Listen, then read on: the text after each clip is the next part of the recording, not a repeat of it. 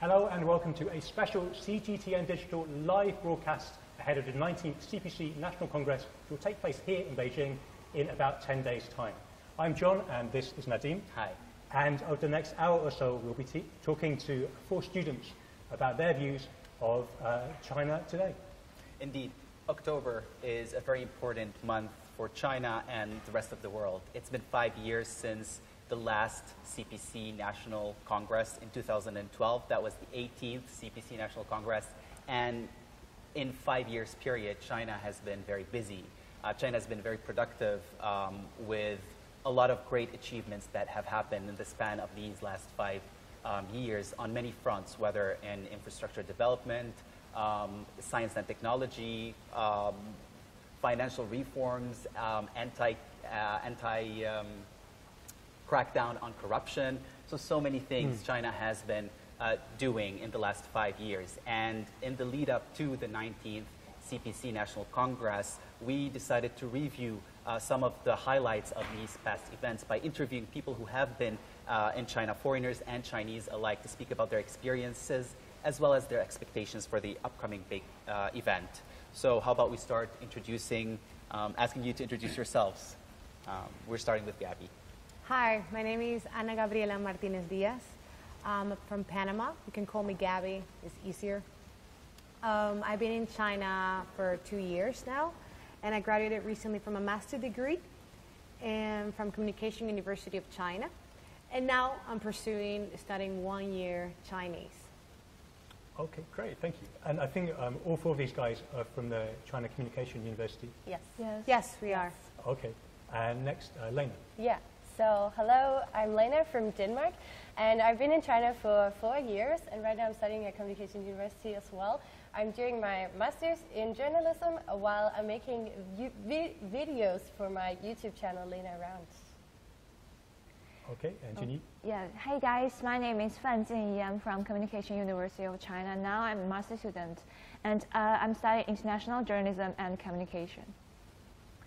Hi guys, my name is Jia Xiaotong, and I'm also a master's student majoring in international journalism. Well, welcome all of you to CGTN. Thank you. Shall we? Thank you very much for joining us. So Nadim just listed some of the particularly domestic accomplishments China has made over the last 5 years.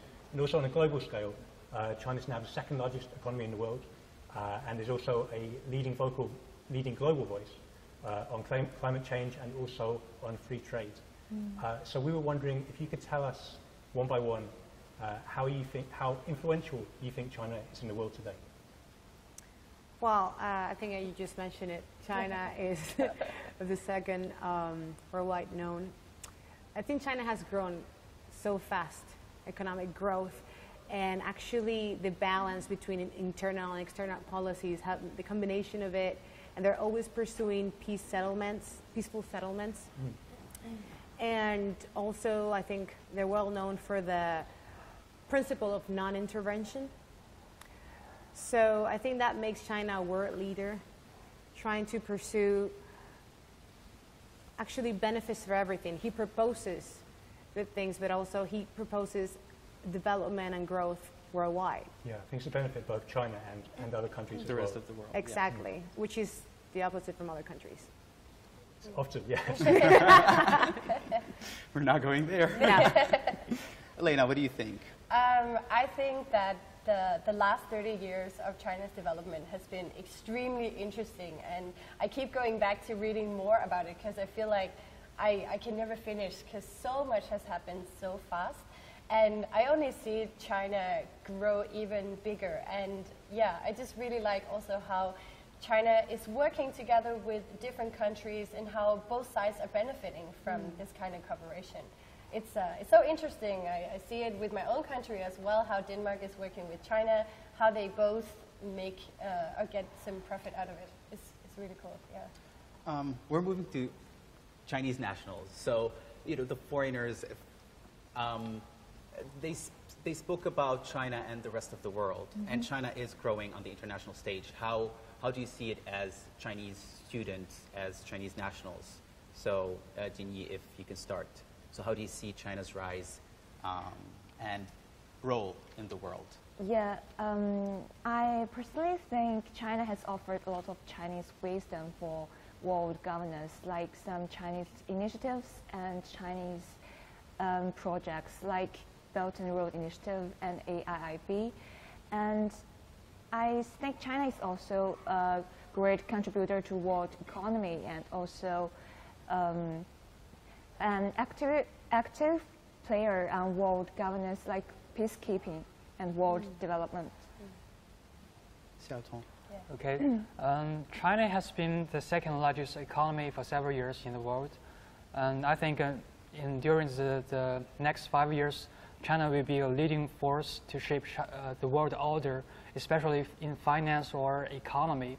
I think it will be central to the world, and it will be the engine of the whole world development. And besides the economy, I think China maybe should pay more attention on the culture things to make China strong in the culture. As both being Chinese, is there one element of China's foreign policy which you're most proud of? Can you identify one thing? I know you mentioned peacekeeping, and earlier we heard about Belt and Road. Is there one thing which you're particularly proud of? Yeah, actually, I'm really proud of peacekeeping because, like, China, the world now is not very peaceful in every part. So some parts are peaceful, but some parts are in conflicts. And China, until now, I read from news that China has sent like over 30,000 peacekeepers to the different, like 24 stations for the peacekeeping of some parts of the world, like South Sudan, like especially in Africa. So that's what I'm really proud of. Okay. Yeah, I think working with the UN in many different ways, China is at the moment. And as peacekeepers is one of them which is particularly important. Yes. Xiaotong, have you got one factor? One fact.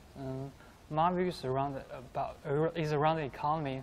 I think the special drawing right of RMB in the international finance. I'm very proud of that. The inclusion of the UN and the SDR. Yeah. I think the RMB will influence more in the world economy, and the economy things, China will have more influence. Well, China is already the second largest economy in the world. Yeah. And as Xiaotong said, normalizing the RMB through things like clearinghouses in London and this kind of thing is spreading its influence around the world as well. Well, speaking about influence, Xiaotong already mentioned culture, and Jian Yi, you mentioned peacekeeping. Global influence is sometimes gained with hard power and soft power. I'd like to ask you guys, what do you think of how good China is making use of the soft power? Well, definitely China has developed superpower. And I think as well, peacekeeping, they're really good at the stability of the government, internal and external policies, which is backed up with military superpower. And it's just balancing both and guaranteeing domestic and international. They're just great at it. They're just great at it. They have both of the best worlds, like both. There definitely has emerged from the West and the East part as a superpower country who can have both, but not necessarily be wise enough to know how to handle it and how to use it. So definitely. Well, I think it was Jian Yi who mentioned the wisdom. Yes. Yeah.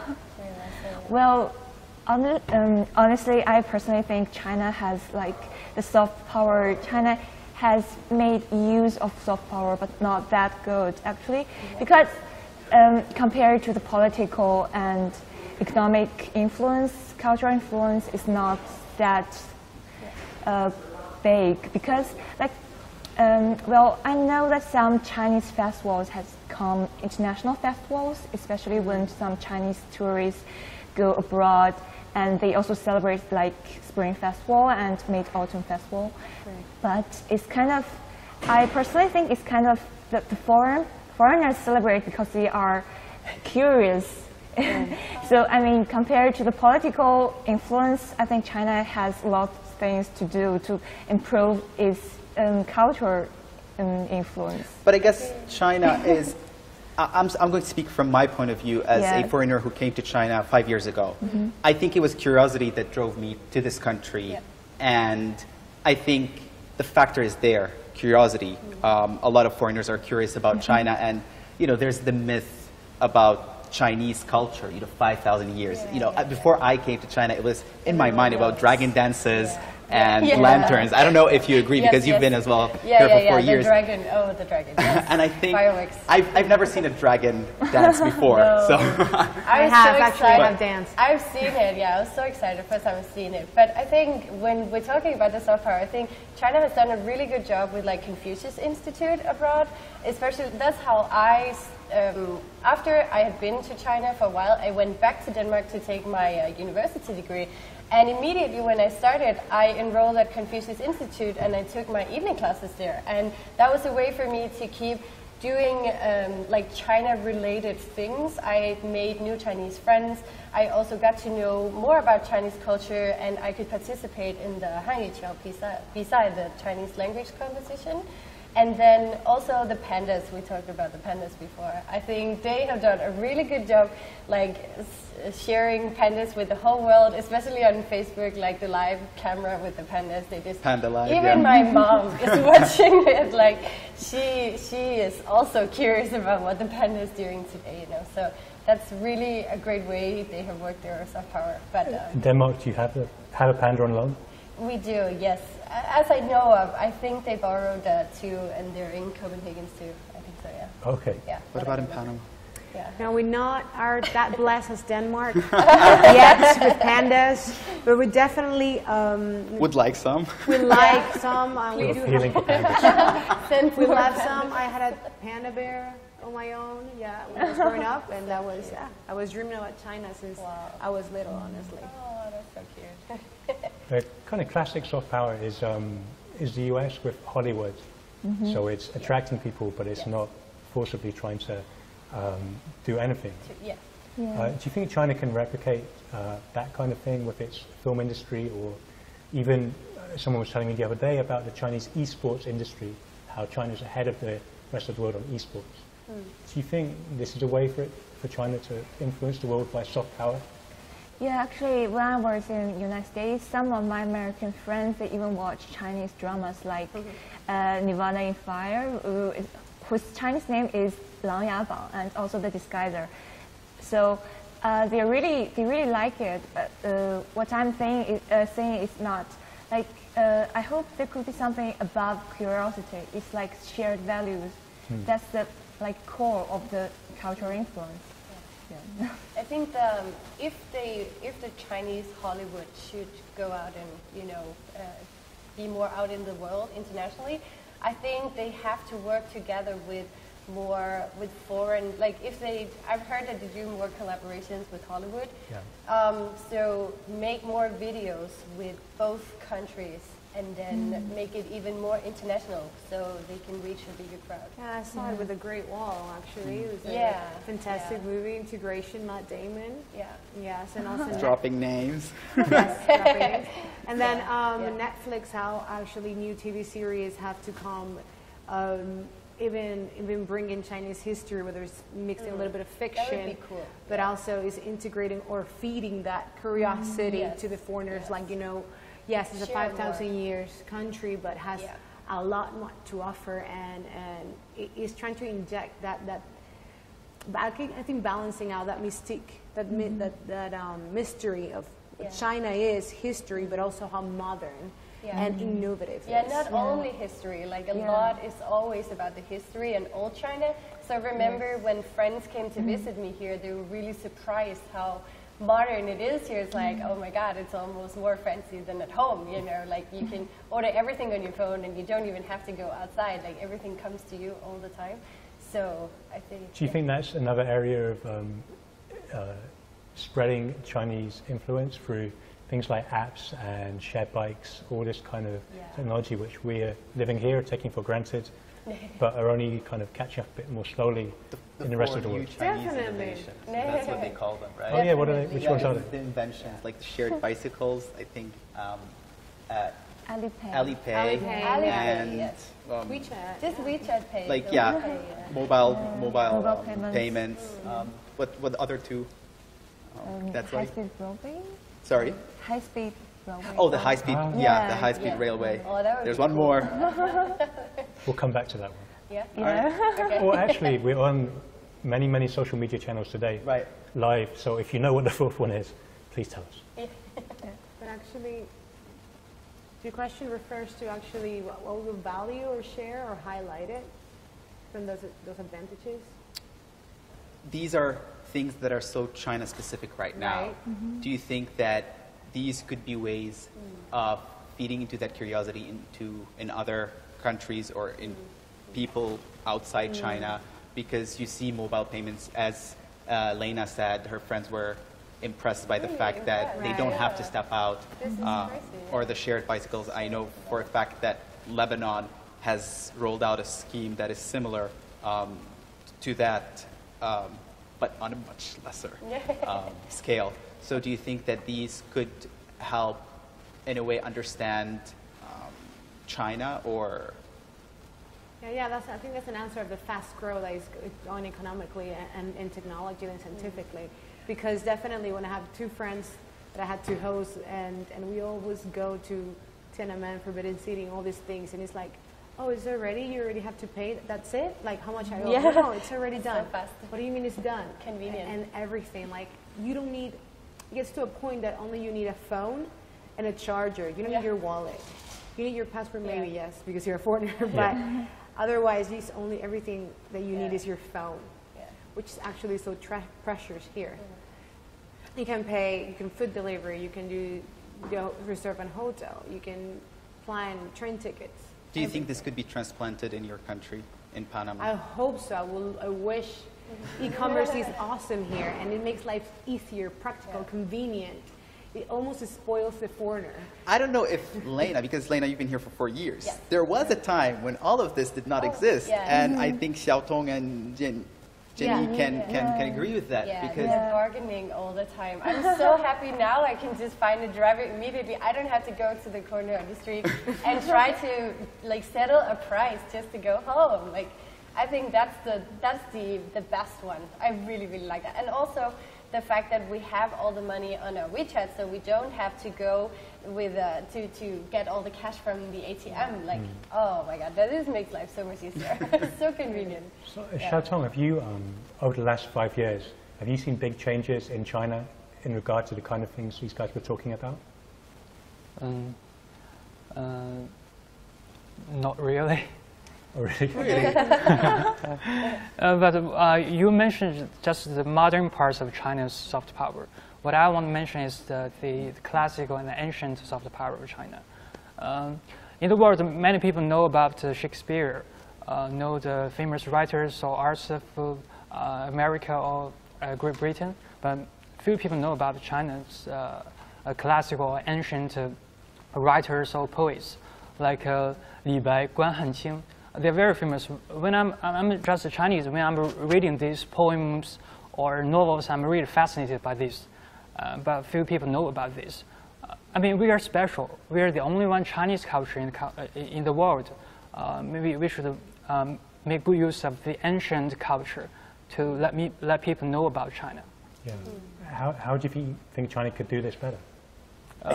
Maybe through the new media. To know about, to communicate these things to the people of the world. Yeah, I think they're doing a great job actually with that. Scholarship, government scholarships, inviting other students. Like for example, when I did it, it was not implemented yet, but now they are promoting. Like every foreigner student that comes has to have at least 1 year of Chinese history and culture, but not only the language, so you don't miss out that richness that you have. I remember when I was in college in China, we had a course that really broke down modern Chinese society for us because you know you're a guest here, you have to know the country, and it's not just that you have to know it. It's personally, it was a want from my side. It was a need to know, to understand. Otherwise, how is it that I can be able to communicate with people, to understand how they think, where they're coming from, because cross-cultural barriers do exist, They not do just in exist. China, but Oh, yes, around the world. everywhere, And so it's good that you spoke about scholarships, because one of the things that China is trying to promote is peoples-to-peoples exchanges, Yes. because only then, when we can understand the other, we can share the values that you said. We can have that common sense of the sets of value. And so both of you came to China to study, Lena and Gabby. Why did you choose China as a place for you to get your knowledge or your degrees from? Well, the simple answer or the large one? How much time do we So have? is there a middle way? The middle one, okay. But honestly, I was always curious about Chinese language. When I was a child, I did have a panda bear. I'm not ashamed of that. And you spoke to it? Yeah. But, well, anyways. What did the panda tell you?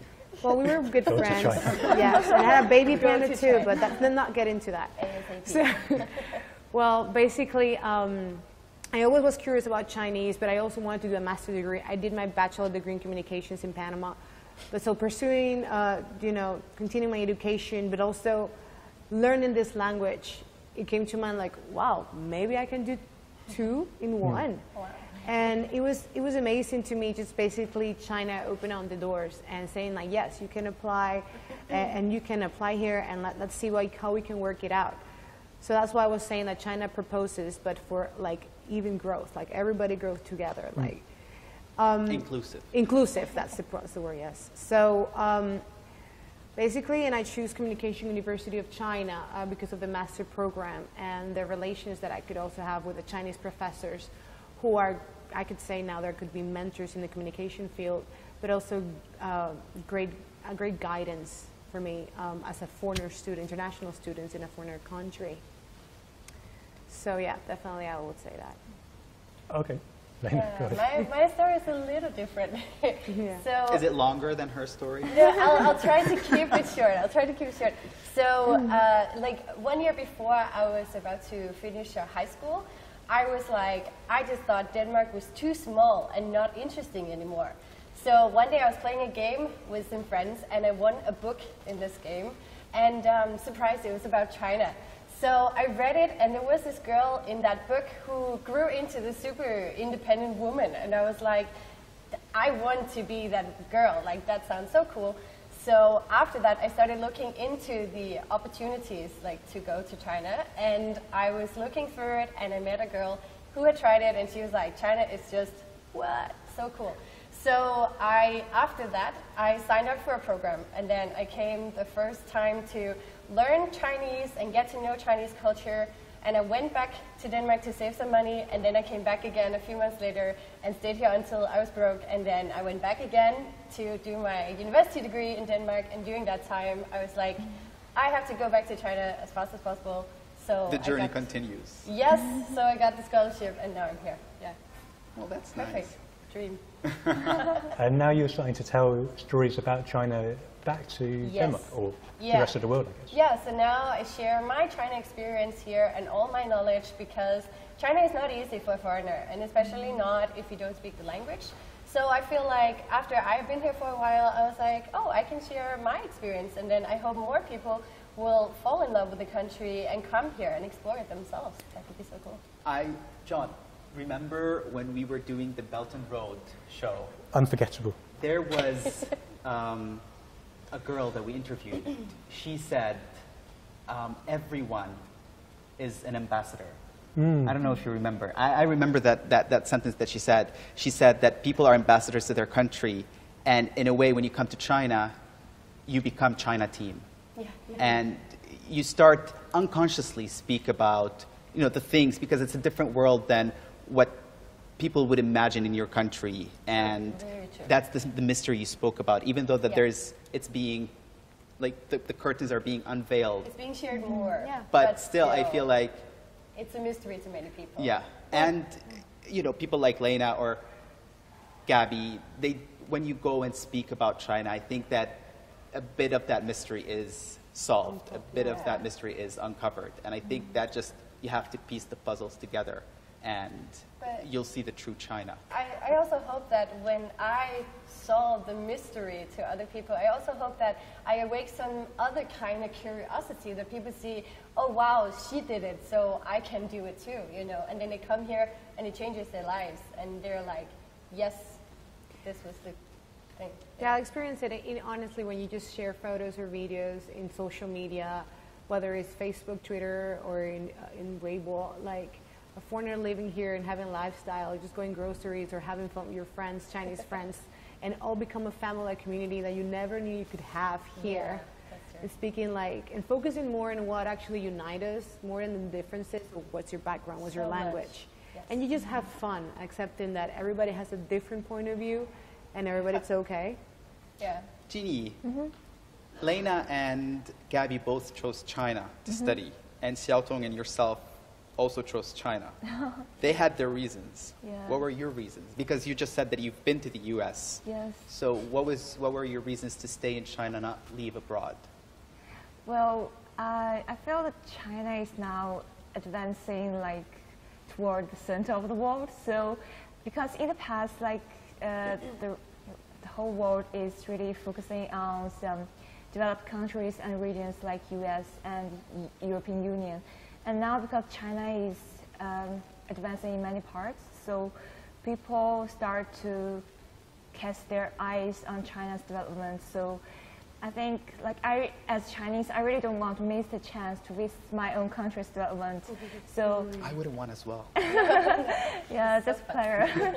So I chose to like do internships or exchanges to other countries, but I just study here, like do short-term exchanges or internships in other countries.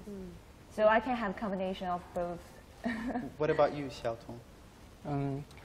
Maybe before Western countries' university, their first class, they are great.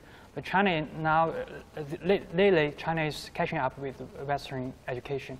I think China education is becoming more advanced. I think in China, I can get the best education that I can get.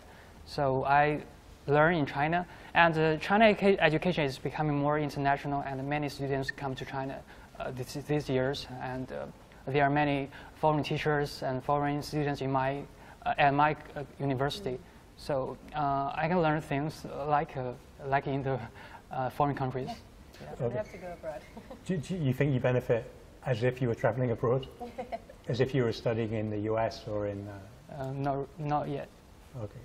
But would you like to, given the chance? Even though the Chinese education system is good and you're learning well, if you had the opportunity to go somewhere overseas, do you think that's also important? That's important. That will be a real environment for me to face the foreign culture. I mean, the cross culture. You have to face the reality, the real world. Yeah, like the opposite experience of Gabby and Lena. Okay. I'm interested to know, both of you are doing international journalism, right? How do you think that you can, what message do you have to the world once you start working? How is it that you can better show China's reality to the world? Because when it comes to news, there's sometimes, the West sees China in a certain way, different media outlets see China in a way. So how is it that you can contribute to clearing the true essence of China, or the true image of China to the world? Because you're doing international journalism. So how do you see your task, between brackets, that you give to yourself, that you assign to yourself?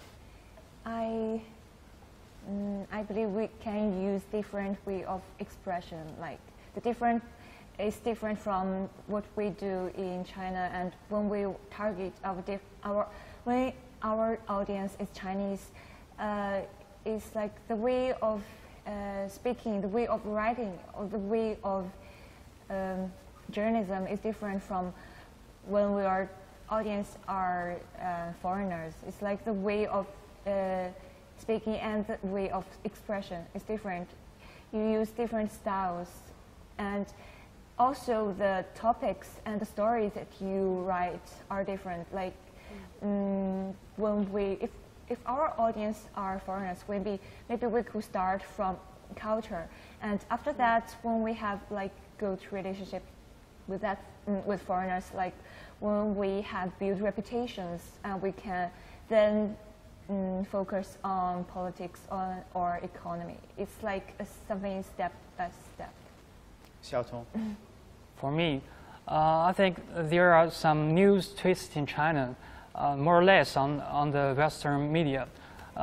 So when I choose this major, I think I can communicate the average people's life image to the foreign people. They know the real life of Chinese people. They're not like that strange on some media. I choose this major to let Chinese people and the foreign people know about each other more clearly and more exactly the real life. Precisely. Yeah. Right. Where do you, Jinyi and Xiaotong, where do you want to work when you finished your majors? I still want to work in China. Yeah? Yeah. And also in news outlets. Okay. Yeah. CGTN maybe? Yes, good choice. Okay, but are you planning to speak to an international audience or to a Chinese audience? And you said earlier that you do report them differently. Do you think that's important? Or do you think there should be the same message for everyone? Well, I mean, the way of reporting may be different, but the content could be the same, because I think some Chinese agenda are becoming international agenda. So the content may be the same, but the way of reporting may be different, because we have to admit that the culture is still different. So it's not a bad thing to use different way of reporting. So maybe my goal is to work as correspondent in different countries for the Chinese news outlets. Okay. Know your audience, John. That's the first rule in journalism. Yes. Know your audience. So important. You're right. Xiaotong, do you have anything to say? I have the same idea with Jinyi. Yeah. Do you, Gabby and Lena, do you plan to stay in China to work? I know you finished your degree now and you're learning Chinese. Do you plan to stay here and work as a journalist? Well, that would be a great opportunity, actually, I hope for. Well, first, I would like to actually, I would like to learn the Chinese and learn what I'm missing out. Because once I think I grasp the language, I'll be experiencing more. So much more. So Yes. much more. Yeah. And breaking those cultural boundaries. So yes, I will love that, actually. Yeah. Yeah. You had something to say? No, you go. I wanted to ask Gabby, we've been focusing a lot on China, but as a foreigner, do you think that, let's say, your country, China's limit about your country, or Chinese people's knowledge about your country is limited? So how do you, as a journalist, how do you represent your country in China? Because we've been focusing a lot on China, but you're from Panama, Lena is from Denmark, so. Well, we'll have to trace back, it's around 20th century. The middle of the 20th century, I mean, the first great Chinese immigrants arrived in Panama and helped to build their railroad to connect to the Atlantic with the Pacific, built by Americans, but also followed by the Panama Canal. So actually, Chinese arrived in Panama and blended with the Panamanians really affectionately, and we do have a large population. We have our Chinatown, we have our stores and everything, so. But in modern time right now, do you think that Panama is understood by a lot of Chinese people? If not, what is it that you can do? Because, China, Panama, China, Denmark, China, Lebanon, China, UK, Right, China, the whole world, right. these connections are getting stronger. Yeah. So how do you think that you can better represent your country or contribute to this link between your country and China, because China is rising and it's becoming more internationalized? Well, I think making it stronger, the relationship with Panama and China per se, is that what you mean? Yeah, how is it that you can represent your country? So for people who don't know, let's say, where Panama is, you know, I get this a lot. I don't know, they don't know where Lebanon is. It's just like in my case, they do know. Yeah. Yeah, they do know actually where Panama is, especially because the Panama Canal, the construction of the canal is right now, and honestly, Panama Canal is vital for global trade. So honestly, I will help actually. Well, first of all, I think basic. I'm a student, international student, and people to people exchange. I have friends Chinese friends who speak Spanish. I speak Spanish. They speak Chinese, and we exchange different. We exchange actually just friendship and just getting to know my country. Where is it?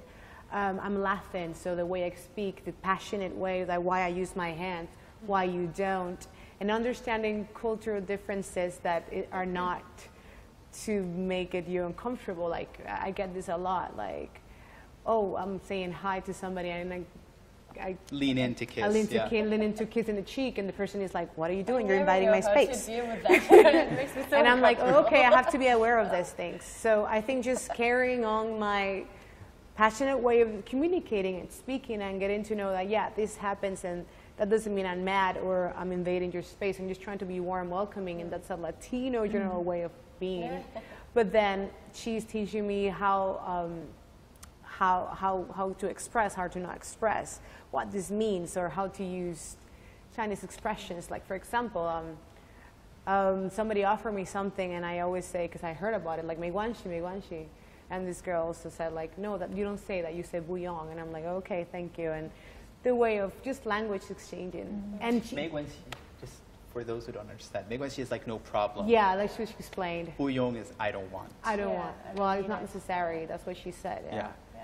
So I guess like just building this relationship, and for example, like I already, Leah, these Chinese friends that I have, I already known her for 2 years, and being able to travel with her, get to know her family, and just come into this foreign country and make this friend. And if I get lost, is it mutual? You get to know her family. Do you also? Does she know a lot about you as much as you know about her?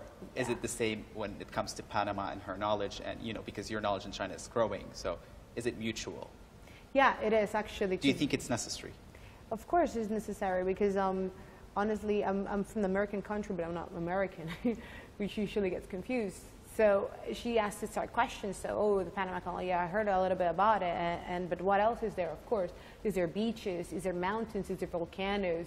How are the people? How people look like? Does people look like same as you?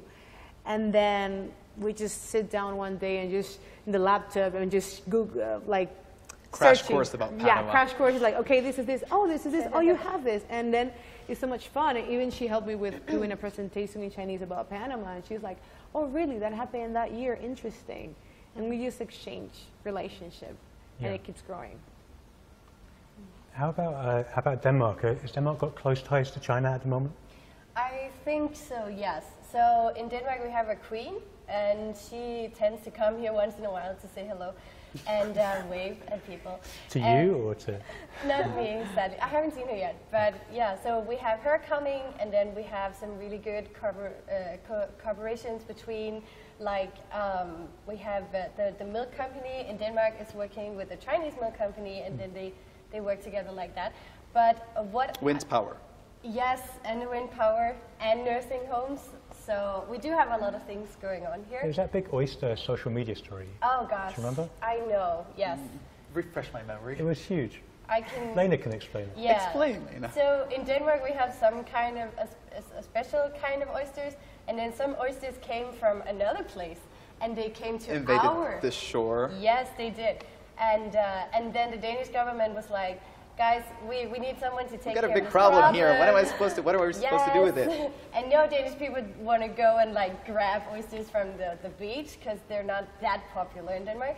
So the Chinese heard this story from the Danish embassy in China on Weibo, And Chinese, they went crazy, and they started booking trips to Denmark, and my Chinese friends at home, they went straight to the beach to grab as many oysters as possible, and I got this question all the time, like, is it good? Does it taste nice? Is it good? Does it taste nice? I've never had oysters in Denmark. I was like... Now they've set up deals to export oysters from Denmark to China. Yes, it was, and I think it was great advertisement for like travel tourism in Denmark too, because Chinese were like, oh my God, the food, like Chinese people are all about food, right? So they were so excited, and everyone just went there. Yeah.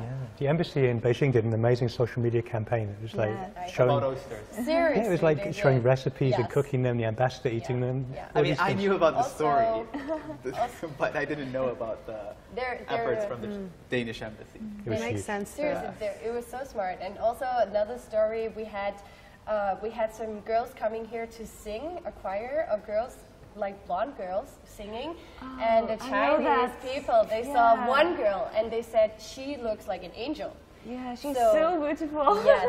So they Yes. put her on Weibo. They put her everywhere. She was so famous in China, and she got calls from people speaking Chinese, like at home in Denmark. And her dad was freaking out. He literally thought it was a virus. He was like, "What is going on here?" She was like the Danish angel. You can look it up on Weibo. It comes up immediately, like a million pictures of her, because she was very beautiful, but she was just like average Danish person with like blonde hair and makeup, you know. So that was a very good good advertisement for Denmark too. But I think what I can do here, Chinese people, they usually know where Denmark is. They know about Hans Christian Andersen's fairy tales and The Ugly Duckling and The Little Mermaid and whatnot. So what I can do is that if there are any activities with the embassy, I would love to join and just be, you know, a Danish person talking about my country. But I gotta say that, to be honest, when I'm out and about, I traveled in America a few months ago, and I talk about China all the time. Like, that's my issue. People are like, yeah, you're Danish. And I'm like, yeah, but listen, China, you know? And then I want to tell them everything about that. We need to see your passport. Confused. Yeah, they got confused. They're like, but you don't look Chinese, per se. And I'm like, no, but it's inside. So, yeah, I like to... I hear you. I like to share, but I usually share more about China than Denmark, to be honest. Yeah. Oh, speaking about sharing, we have a quiz. Yes. Oh, share. yeah. Good point. Would you like to ask the first question, or do you want me to do it? You do the honors. Okay. So It's just a little quiz. Gotcha. whenever we do one of these talk shows, we have to have a quiz. It's a tradition. And this one is roundabout about the 19th CPC National Congress. So they're vaguely related. But we'll give you 4 multiple choice options. So the CPC National Congress takes place every 5 years and is closely watched both here in China and around the world. But which one of these makes it so important? So the first question, or the first option, is a lot of people usually attend, so lots of people go there. The second one is new laws are debated and passed. The third option is the leadership of the Communist Party of China is formally elected. And the final option, official data on the economy is released. So we'll go one by one. Xiaotong, do you want to go first? Yeah, I think it's the third one. Third one, Yeah. new leadership of the CPC. Yeah. Okay. Ginny, Yeah, I agree with him. Me too. Gabby, do you want to take a risk? Me too. I think you should sing outside the flock. Just I be think- yourself. yeah. What do you mean? Maybe it's not that. Did you consider The a second lot of one. people usually attend? I was thinking about the second one. I was thinking of the actually. second one, Yeah. laws and a lot of laws Yeah. and I thought about Maybe that we one should too. start from Maybe. Yes. Next She question. always follow us. Let's switch it Third one, around. the yeah. third We'll one. switch it Of around. course. Right. Yes. Of course. I think everybody should participate, but I'm in between. The laws being debated and passed, Yes. and the leadership of CPC being formally elected. But Yeah. didn't they have that meeting in March or May? That's because it's a different meeting. Yeah. Yeah. But they talked about something there too, and they did some debating. They did do some debate. Yeah, but I think that's Some the debate. one because it's for the 5 years planned, The actually. one. Okay, so Oh, the answer okay. is The answer is you're all right. It's, Okay. the new leadership of CPC is formally elected.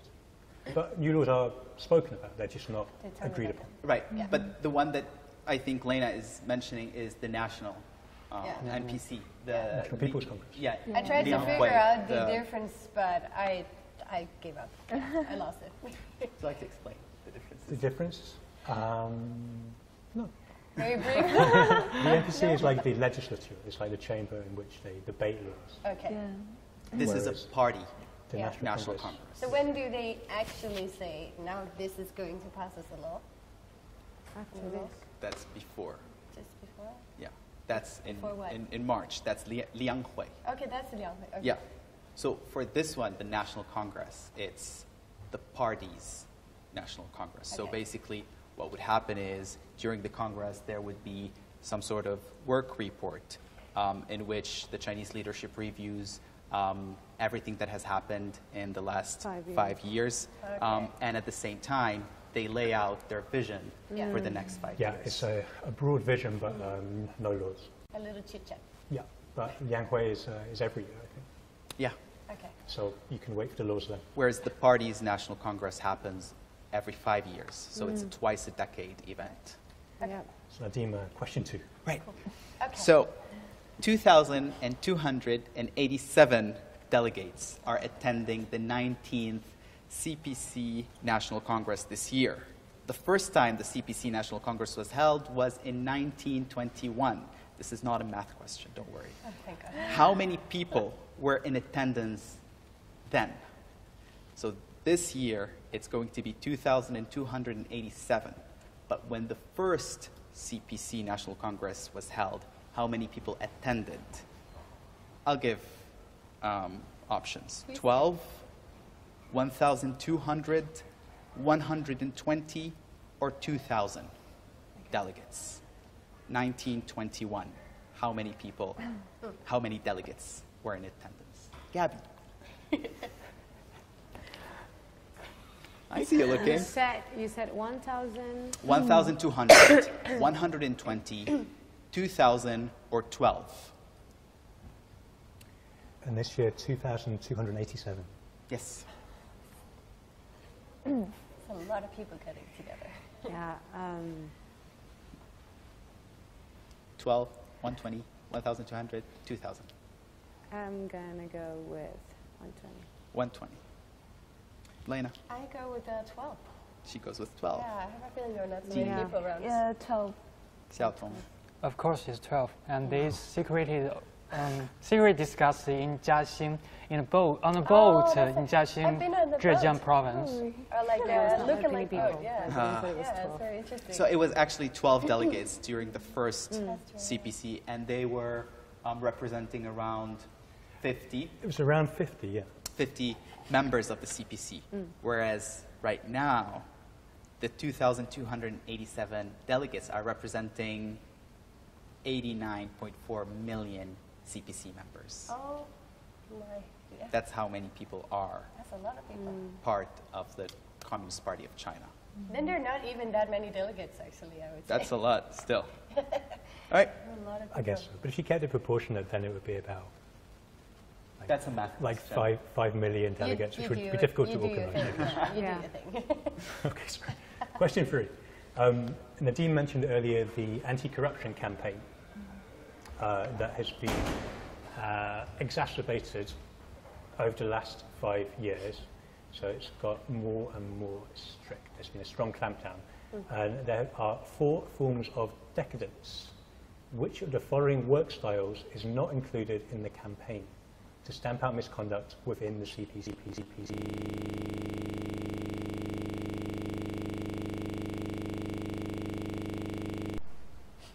The third one, hedonism, and the last one, extravagance.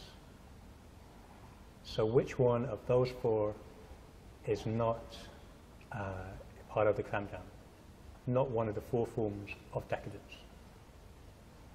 Can I ask a question? What is a decadence? Decadence is like overdoing something and showing off a lot. So Okay. maybe through spending lots of money, Right, that kind of thing. gotcha. So the let me translate. Please. The anti-corruption campaign targets certain work styles. There are 4 work styles that are being targeted. Okay. Which one of these is not It's not. targeted by the Yeah. drive against corruption in China? Can we have those 4 again? Sure. Formalism, Yeah.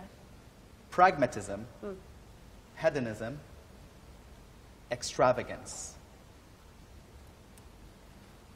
I will say hedonism. Yeah. The one. I So want this that one is too. not targeted. Yeah. We want to know which one of these 4 is I know. not Yeah. targeted. That's that one. I think that one. Number 3. Hedonism.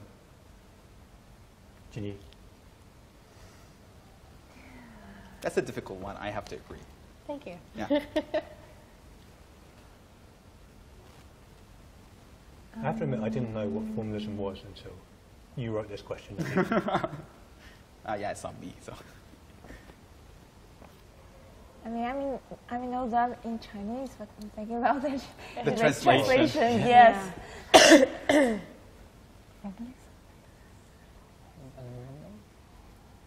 Okay. A. Formalism. Yes. Okay. I think it's pragmatism. Pragmatism. Yeah. Yeah, I think Xiaotong is right. The money goes to Shetland. Yeah. Yeah. What money?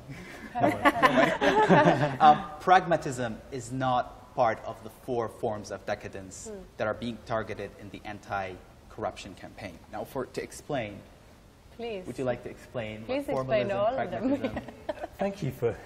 giving you the... So formalism is doing business inflexibly. So just doing things strictly by the book, but never looking for flexibility where it's required. It's like very dogmatically, just by the book. Very dogmatic. Yeah. What else did we have? Pragmatism. Yeah. Oh, sorry. Yeah, hedonism, the What is- pursuit of pleasure. Extravagance, lavish spending. Yeah. And pragmatism, Xiaotong is the right answer because it just means doing things carefully, wisely. And So that's why it's not targeted, because that's Yeah, what yeah. needs to be Good done. word. but the Pretty fourth form important. of decadence, Is Extravaganza. that's extravagance, so it's already... No, it's actually bureaucracy. I find this one confusing as well. You shouldn't. Please explain why. Because the sense that they've taken to explain bureaucratism is when you do things, when you conduct people's businesses so arrogantly, so you're detached from the people. And at the end of the day, the Communist Party of China is for the people. And so when you're delaying people's, let's say, procedures, when you're detached from them, that's not acceptable. And so that's why they're trying to stamp out that misconduct by letting all members of the CPC, whether they were low-ranking or high-ranking, to serve the people, which is what the Communist Party is all about. So that's the 3rd question. And the 4th question. Excited. Go ahead. Sure. China has 2 centennial goals, okay, that the government is working to meet. The first one must be achieved by 2021 to celebrate the CPC's centenary, 100 years of foundation. The other one is by 2049 to mark the 100th anniversary of the foundation of People's Republic of China. Now, the policies have been in previous decades have been rolled out to achieve these goals. And after the meeting that is going to take place, after the 19th CPC National Congress, more policies are going to be put to serve these 2 goals. But what are these 2 goals? What are China's 2 centennial goals? I'll give 3 options. Landing a Chinese astronaut on the dark side of the moon and accomplishing a mission to Mars. Building a moderately prosperous society and a modern socialist country. Becoming the world's largest economy and a developed country. So which of these 6 are China's centennial goals? See. Becoming the world's largest economy and a developed country. Yeah. That's what Gabby says. Yeah, I'm stuck between the last two. The last 2, building a moderately prosperous society and a modern socialist country. Yeah, but I feel like that one is a little like wide. The what? The idea, or like those 2 goals are like very, like really wide. Like it's where are we gonna start? Where are we gonna like? When can we say that we actually managed to do that? So I'm also on number 3. Yeah. Number 3. Yeah, for sure. Jin, It's interesting that nobody chose A, but I will choose B. you'll choose B, B, yeah. but you're surprised that no one chose A. Yes. Okay. Why do you think you would choose A? I'm sorry? Why do you think people would choose A? Because it's interesting. Okay, and more Yeah. specific, maybe. Yeah. Why don't you choose A? Because I know it's B. Okay. Xiao Tong, I choose B. you don't choose A. Our astronomy is not that advanced to go to Mars. I think in the nearly future. Okay. But by 2049, that's a long time away. Yeah. Yeah. But I'm not sure about that. Okay. Well, you're right and wrong. Xiao Tong, you're wrong. Okay. You're right. Yeah. Jinyi. I know. You're wrong and right at the same time, because yes, it is. 2 goals are building a moderately prosperous society and a modern socialist country. But you're wrong in the sense of China's space program has gained achievements. And actually these 2, landing a Chinese astronaut on the moon and a mission to Mars, are actually goals. They're not the centennial goals, but these are missions that China is currently working on to deliver. Not necessarily in these dates, and these are definitely not the goals that China as a country aspires only for. But to explain, because you said these are broad terms, Yeah, it's very moderately prosperous society is what John's going to explain. So it's doubling GDP from 2010 to 2020. Doubling only GDP? It's the GDP and the annual per capita. income. Yeah. So they want to double, China wants to double the 2010 levels by 2020. Basically, they want the annual per capita income to be $10,000 US. And the baseline for that is lifting everyone above the poverty line, out of poverty. And that's what China has succeeded in doing. Well, it's taken about 700 million people out of poverty over the last 20 or 30 years, but there's still around 50 million, particularly in rural areas, beneath the poverty line. So that's the goal over. I guess it's going to be a big feature of the 19th National Congress, because this first goal happens within that time scale. I have actually been, because I travel a lot around China, so I also meet a lot of Chinese people, and then they bring me to their hometowns, and I always tell them that I really like to see the villages and how life is there. So I've actually been in Yunnan, really far out in small villages, and also Qinghai, very small villages, and see how life was there. And some of my friends, their parents work with these projects.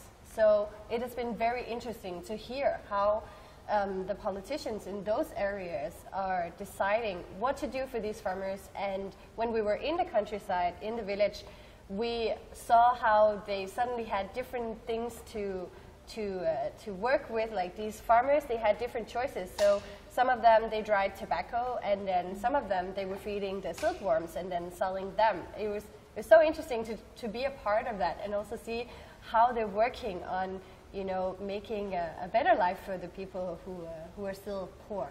Yeah, Very interesting. I don't know, hundreds of thousands, millions of micro projects going on like that. Yeah, it's so interesting to hear and see the development. I was also just in Guizhou, and I attended this big exhibition where they shared with us how they are how they want to sell these agricultural products to the rest of the country, and develop these small places where they didn't have had anything before. And now it's already developed so fast. So interesting. I think targeted action against poverty has been something that's happened a lot over the last 5 years. Yeah. And I think as we approach the last few minutes, that's maybe the final push. Yeah. Oh, I mean, we're speaking about two different things. They can both make sense. Right. Well, I was just going to say that right now China is in its final push to eradicate poverty. That's what I want to say. I know what you're going to say in the last final minutes. Well, in the last in the final minutes of the show, we can perhaps talk about, this is one of the things that's going to be a focus of the next 5 years, finally eradicating poverty. But maybe some of your other expectations for the 5 years ahead. Jinyi, maybe action on the environment, for example, or are you expecting more to be done there? Yeah, environment issues is like, it's related to everyone, so it's really important because air quality is very important for everyone. So, but I'm also very interested in like because I believe that China can achieve the goal of building a moderate, prosperous society.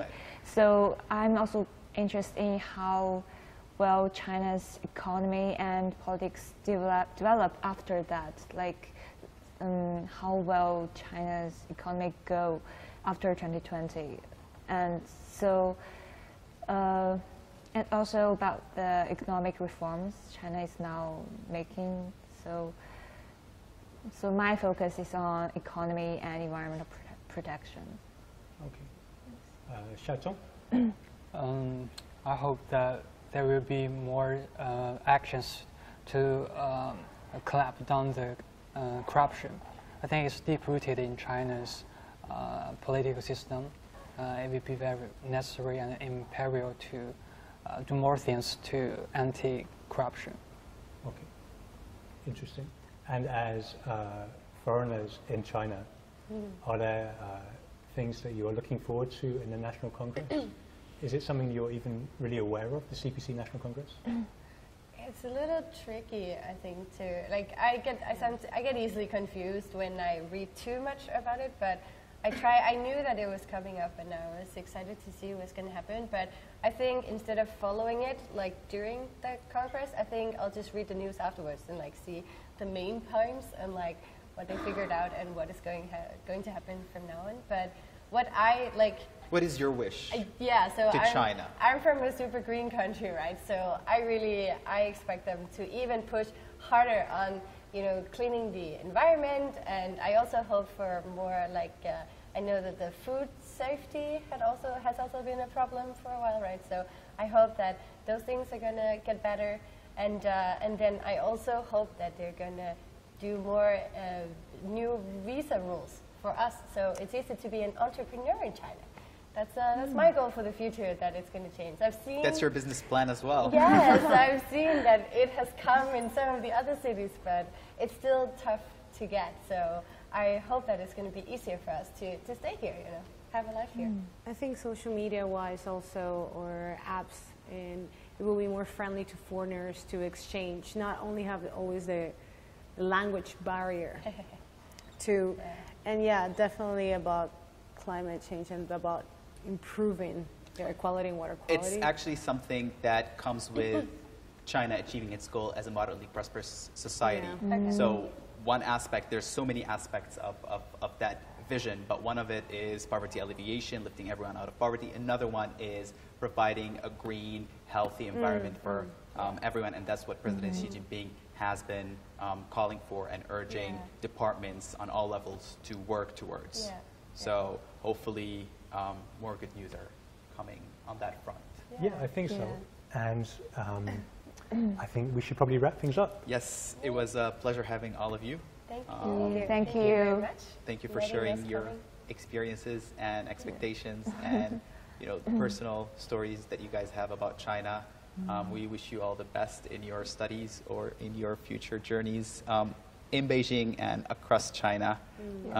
And for you, Lena, on YouTube, spreading news about China. News about China, yes. John? Yeah, thank you all very much, and thank you, Nadine. Thank you, John.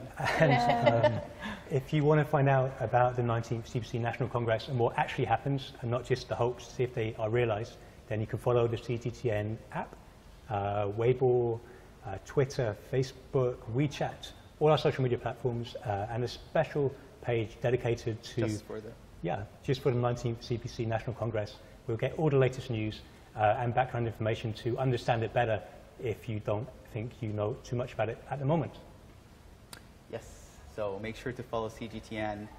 And I guess that's a wrap. We'll see everyone on another occasion. Yeah, thank you very much. Thank you for watching. Goodbye.